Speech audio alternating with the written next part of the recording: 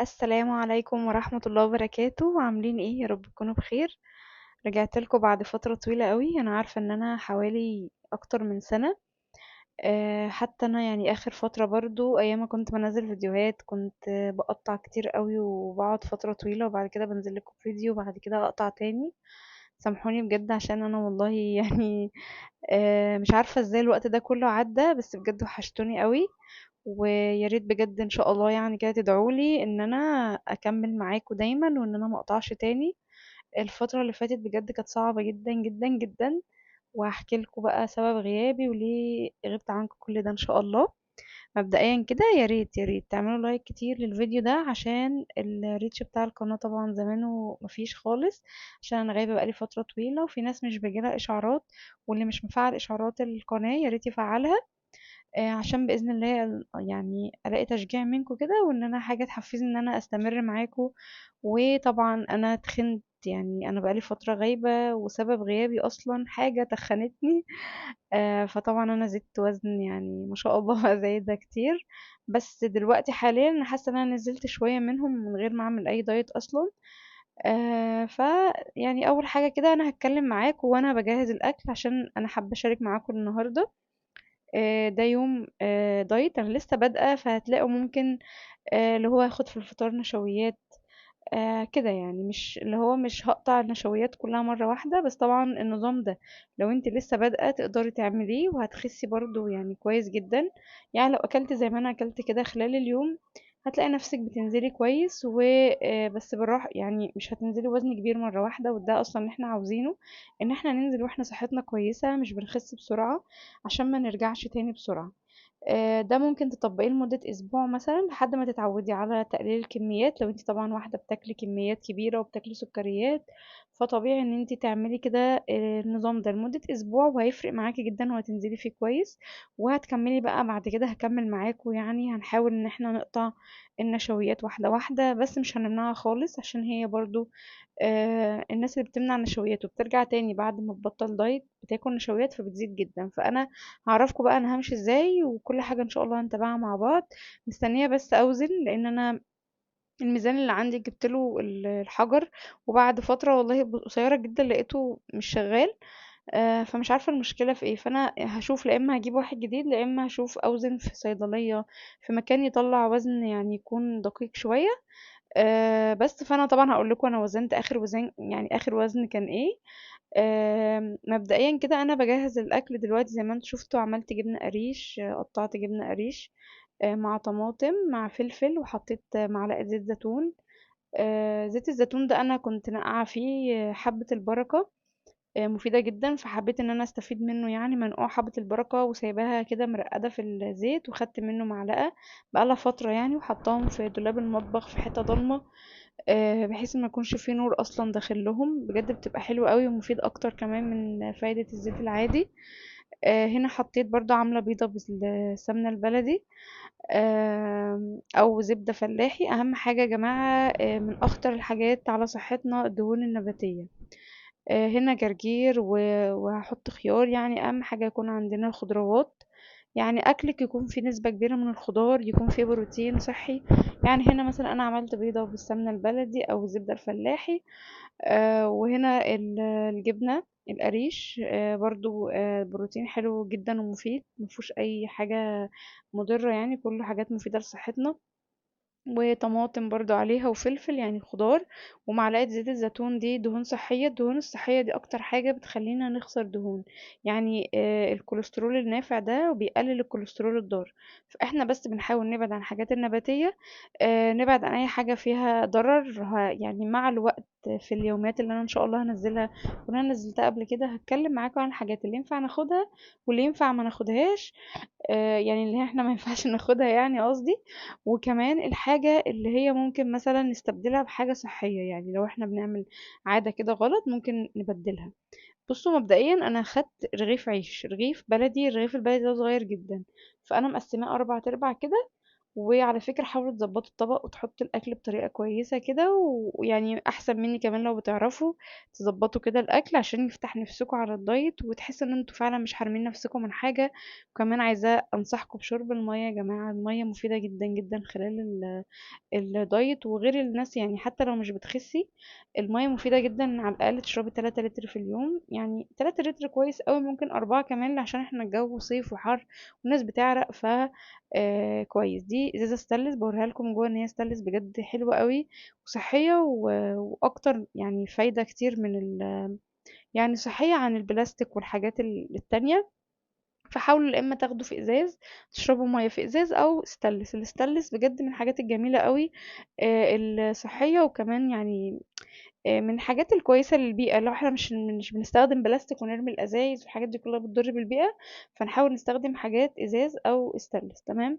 ده كده الفطار بتاعي. وعايزه اقول لكم بقى، هتكلم معاكم شويه انا كنت فين. هعمل هنا الايس كوفي. الايس كوفي يعني مش من الحاجات الكويسة قوي، بس يعني هو احنا اهم حاجة نسبة السكر اللي بنحطها. يعني لو انت بتشربيه بره، شربته بره قبل كده كان مسكر جدا، بيحط كمية سكر رهيبة. فانا بعمله في البيت معلقة سكر واحدة ونسكافيه بلاك. بس النسكافيه كمان مش من الحاجات الصحية قوي يا جماعة، يعني الافيد كتير البن او القهوة، اللي هي يعني البن العادي الطبيعي بتاعنا. بحط القهوة، يعني فنجان القهوة مثلا بحط عليه نص معلقة سكر او معلقة يعني ممسوحة كده مش كتير، لان انا بحب القهوة ما تكونش مسكرة. الايس كوفي بحط معلقة. ممكن يعني هنا حطيت معلقتين، انا كنت نسيت، هنا حطيت معلقتين ليه؟ لان انا ده يعني اللي انا هاخده خلال اليوم كله. انت ممكن تاخدي معلقة او معلقتين سكر في اليوم، مش هنزود عن كده. في بدائل سكر هنبقى نتكلم عن الموضوع ده بعدين، بدائل سكر كويسة وينفع ناخدها، وفي بدائل سكر ما ينفعش ناخدها او ممكن يكون فيها ضرر. انا هحط بقى معلقتين من النسكافيه البلاك. ليه بقى؟ لان الايس كوفي يعني كمية اللبن بتبقى كبيرة شوية، ف هنحط يعني كمية نسكافيه كبيرة برضو عشان يعني يبقى باين طعمه في النسكافيه او الايس كوفي. انا بستخدم الام عشان الازازة يعني ما توقعش وانا بحط. طريقته سهلة، ان انا اصلا بحط شوية مية كده على النسكافيه والسكر، وبقعد اضربه في الازازة، وبعد كده بحطه يعمل فوم. بعد كده لو انت عندك مضرب استخدميه، بس انا حظي وحش قوي مع المضارب، كل ما اجيب مضرب بصراحة بيبوظ مني وبيتكسر لوحده كده، بلاقيه باظ. فبصراحة بطلت اجيبهم واستخدم ازايز المية او اي ازازة. ده كان فيه اللي هو بتاع الايس كوفي بتاع مزارع دينا، فالازازة انا بعمل بيها، وممكن اعمل بازازة مية اي حاجة يعني. بس فهرجه كده لحد ما يعمل فوم، بعد كده احطه، بعدين احط التلج، وبعدين احط الحليب عادي. طبعا لما بعمل الفوم بيبقى فيه كمية فوم كتيرة قوي قوي في الازازة بتمسك فيها، فبضطر ان انا احط اللبن في الازازة وارجه وانزل بيه، بحيث ان انا اخد كل نسبة النسكافيه او الفوم اللي في الازازة. طبعا اكيد مش هرميها يعني، لانه اصلا بتنزل شوية والباقي كله بيفضل في الازازة، فخلوا بالكم برضو من الموضوع ده. انا كنت غايبة فين؟ بصوا يا جماعة، أنا اخر حاجة كنت مشاركاها معاكم، اكتر حاجة كانت حصلالي وتعبت لي نفسيتي فترة طويلة قوي وخلتني فعلا مش احسن حاجة وما باكلش كويس او مش منتظمة في دايت ولا اكل ولا اي حاجة. كنت باكل كتير لان انا يعني نفسيتي لما بتتعب باكل كتير جدا. اللي كانت مبوظاني وباكل حلويات والدنيا بايظة معايا عشان اخرج من المود اللي انا فيه، ان انا اخر فترة قبل ما اغيب عنكم يعني، كان ربنا رزقني ببنوتة، كنت حامل خلاص وقربت اولد. وفي آخر شهر قبل الولادة ب20 يوم توفت في بطني، وعملت عملية وولدتها يعني. وشفت أيام صعبة أوي في المستشفى، 3 أيام على ما ولدتها، وكان عندي تسمم الحمد لله إن هو ما أذانيش أنا، بس هو أذاها هي يعني. أنا راضية طبعا بقضاء ربنا، والحمد لله على كل حال، واحتسبتها عند الله يعني، والحمد لله يعني ربنا إن شاء الله يعوضني، وبإذن الله يعني. والحمد لله ربنا عوضني. ربنا عوضني بعد كده وخلفت، وده سبب غيابي بصراحة. مش ان انا ما كنتش حابة اقول خالص والله، بس المشكلة ان انا كنت تعبانة. يعني الحمل كان برضو متعب، لان انا بعد فترة بعدها يعني ما كانش فرق كبير، حملت تاني. فالحمد لله انا كان نفسي اخلف تاني بصراحة، عشان ابني كان كبر، وكنت قاعدة فترة طويلة قوي ان انا منع ان انا اخلف، عشان يعني اعرف ان انا اخلي بالي منه وان هو يكبر ويكون كويس. فكان عدى 7 سنين، ولما البنوتة توفت كمان يعني قعدت سنة كمان طبعا على ما خلفتها، وما خلفت يعني اللي بعدها وكده. فطبعا الموضوع ده طول شوية، ففرق بين ولادي 8 سنين طبعا فرق كبير، بس يعني الحمد لله طبعا. آم، بس فكنت عاوزة بصراحة ان انا اخلف تاني عشان اطلع من المود اللي انا فيه ده. وكنت حاسة يعني اكيد ان ربنا لما يعوضني وربنا يكرمني ان انا برضو يعني هنسى الموضوع شوية، مع اني برضو لحد دلوقتي مش ناسياه. بس الموضوع هون شوية بصراحة يعني، ان انا خلفت تاني واتشغلت مع البيبي الجديد، والحمد لله الحمد لله ربنا عوضني ورزقني بسليم. هو الحمد لله دلوقتي ما شاء الله تم السنة. فانا غايبة بقالي فترة طويلة يا جماعة، يعني اكتر من سنة كمان. انا كنت حامل بصراحة في الاول، ما حبيتش ان انا اقول ده، ومش عشان والله انتوا، انا عارفة ان في ناس كتير قوي بتحبني، بس عشان في ناس كتير يعني بتتابعني عارفيني، وفي ناس في المحيط بتاعي وكده، ومش بيحبوني، او ان هم مش بيدخلوا مثلا عشان يعرفوا الاخبار، وعارفين انتوا في ناس كده مش بتحبكوا بس متابعاكوا قوي. فانا بصراحه ما كنتش بحب اتكلم عن حاجه شخصيه ليا، فعشان كده بس مش اكتر والله. لكن انتوا على راسي، وانا عارفه ان الناس اللي بتتابعني بتحبني جدا، وانا بحبكوا قوي والله العظيم. هنا الايس كوفي عملته تحفه على فكره، وبجد طعمه احسن من بره كمان، او بيبقى زيه. بس بره بقى بيفرق ان هم بيحطوا سكر كتير قوي، فانت بتتحكمي بقى انت في السكر. وده انا باخده بعد الفطار على طول، عشان ما يكون يعني بحاول ان انا اصوم بين الوجبات يعني. او هنتكلم عن الموضوع ده ان شاء الله في مرة تانية. بس فانا الحمد لله دلوقتي ربنا رزقني بسليم، ادعوا له كده ربنا يبارك فيه ويهديه يا رب. عشان تربية الولاد صعبة جدا جدا، وبجد مرهقة قوي قوي قوي. واول سنة دي كانت متعبة لدرجة ان انا فعلا ما كنتش عارفة اتنفس يعني، فما كنتش عارفة اعمل فيديوهات. والحمل طبعا كان صعب، ان انا ما قدرتش ان انا ارتاح فترة يعني. كان موضوع متعب بصراحة عليا وعلى جسمي، ان انا بعد الموضوع ده يعني بعد كام شهر بقيت حامل تاني وكده، وان انا كنت بصراحة محتاجة ان انا يعني ما اتأخرش. فالحمد لله ربنا عوضني. وان شاء الله اي حد اتحط في الموقف ده ربنا يعوضه بجد، واحتسبوا البيبي اللي راح ده، لانه في مكان احسن طبعا، ده بيبقى في الجنة وبياخد بايديكوا كمان في الجنة. ما تضايقوش نفسكوا يعني وتزعلوا كده، واحمدوا ربنا بجد على كل حاجة ربنا بيجيبها. وان شاء الله ربنا يعوضكم. بس ف يعني حكيت لكم كل حاجة اهو. ان شاء الله ما اغيبش عنكم تاني، بس ادعوا لي بقى، لان بصراحة الوقت عندي ضايع. انتوا عارفين البيبي الصغير بيبقى صعب قوي، وعايز حط عينك عليه على طول. وربنا يهديهم يا رب. بصوا بقى دلوقتي انا بخيركم، يعني بقول لكم ان احنا ممكن ناخد سناك زي مثلا فشار، طبق زي ده كده. انا بعمل فشار بنقطة زيت بسيطة، تمام. ممكن بقى فاكهة زي حتة عنب، زي دي العنب مفيد قوي. ممكن مثلا تفاحة، كمثرى. التين برضو حلو، ممكن ناخد واحدة، اتنين قصدي، سوري. المانجا برضو ممكن ناخد واحدة، بس ما نكترش. المانجا ممكن مرة في الأسبوع يا جماعة، علشان المانجا أملاح، والأملاح دي هتخزن مية في جسمك، ومش هتبقى أحسن حاجة يعني. بس هي مفيدة برضو، واحنا كلنا بنحبها. انا هنا وريتكم الكفتة، انا سويتها بقى بس ما وريتها انا بعملها ازاي، لان انتوا عارفين. مرة تانية برضو بشاركها معاكم يعني. عشان مش عايزة الفيديو ده بصراحة يطول اكتر من كده، انا طولت شوية عشان اشرح لكم برضو واقول لكم كنت فين. بس باذن الله الفيديوهات بعد كده تكون مختصرة شوية.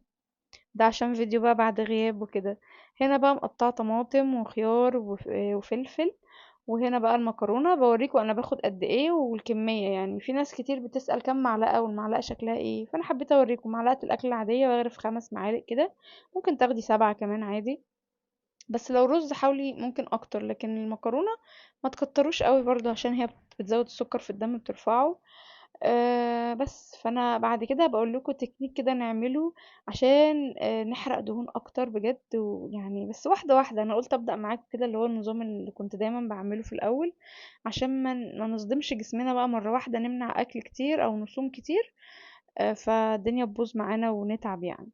هنا بقى اخدت الكفته دي بتبقى طعمها حلو قوي، وبسويها في الحله كده شوية مية، بجد بتبقى تحفة، وبتتحمر كده في الآخر بنقطة الزيت أو حتة السمنة اللي انتي بتحطيها تحت الكفتة. بتفردي الكفتة عليها وتحطي المية، وبعد ما المية بتغلي كده وخلاص، بتوطي خالص لحد ما تستوي. وبعدين بتلاقيها بدأت تتحمر في المادة الدهنية اللي انت حطاها. لما بتتحمر بتقلبيها كده كأنها متحمرة ومقلية، وهي أصلا مش مقلية. وفي حاجة لا تذكر يعني، والدهون أصلا اللي فيها بتنزل فبتتحمر فيها كمان. بصراحة طريقة حلوة قوي، يعني دي طريقة ماما، ربنا يديها الصحة يا رب، ادعولها. بس فده كده الاكل بتاعي النهارده، ده الغدا. وعايزه اقول لكم يا بنات او يا جماعه عموما ان انتوا والله وحشتوني قوي، وان شاء الله ما اغيبش عنكم تاني. ده كان اكل خلال اليوم كله، يعني الاكل ولا كتير ولا قليل، معقول جدا جدا جدا لاي حد بادئ. ابدأوا يلا وشجعوا، وان شاء الله انا هنزل لكم الوزن. انا اخر حاجة توزنتها للأسف وصلت 89. ف يعني طبعا انا والدة بقى وحمل وولادة، فطبيعي زدت يا جماعة، يعني طبيعي. فان شاء الله يعني هننزل تاني مع بعض، وبإذن الله اول ما اوزن بقى في صيدلية وكده ونزل لكم الوزن بقى تشوفوه كمان عشان نتشجع ونبدأ بقى بداية صح بإذن الله. يا ريت ما تنسوش تعملوا لايك للفيديو، تكتبوا لي تعليقات حلوة زيكم. اشوفكم بإذن الله على خير. مع ألف سلامة.